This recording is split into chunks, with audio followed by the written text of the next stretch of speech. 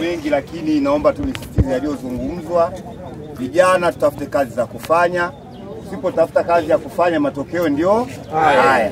Wala hapa hatuna habari ya kupepesa macho kufanya ni kijana tunamfahamu, ni kijana wetu, tumeshamuonya mara nyingi, tumeshakataa, haikuwa inasikika.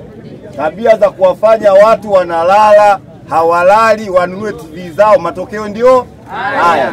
Naongea na nyewe vijana, ninasikia, naomba tusaidiane. Haya maumivu tunapata wote. Kwa hiyo sasa cha kufanya, tujitahidi kulinda kwa pamoja. Kila balozi, vijana wanajua mnatoka balozi mbalimbali, mjitahidi kujiorganize, yani kujiunganisha. Mnaweza mkawa 5 6 hivi mkafanya hiyo kazi.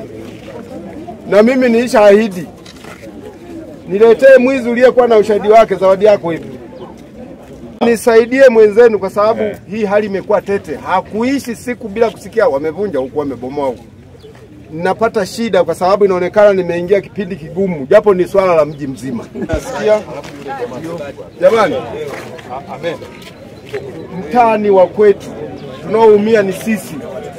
Tusianze tena kusema ni mtoto wa jamaa yangu, ni mjomba wangu.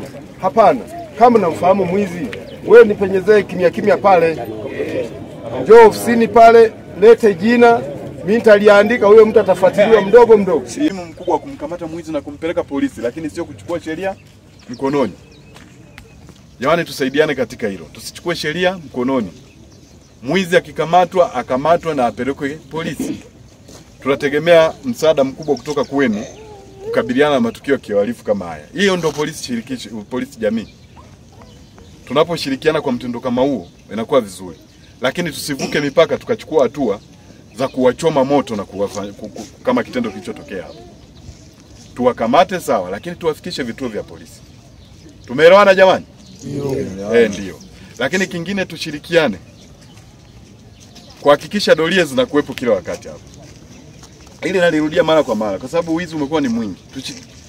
Kila sehemu huku ukienda wamevunja, huku wamevunja, lakini hao watu nyie mnawafahamu. Kwa mfano kama huyu watu wanamfahamu hapa. Ila hamna mtu anayeweza kusema mimi namfahamu. Kila mtu anakaa kimya.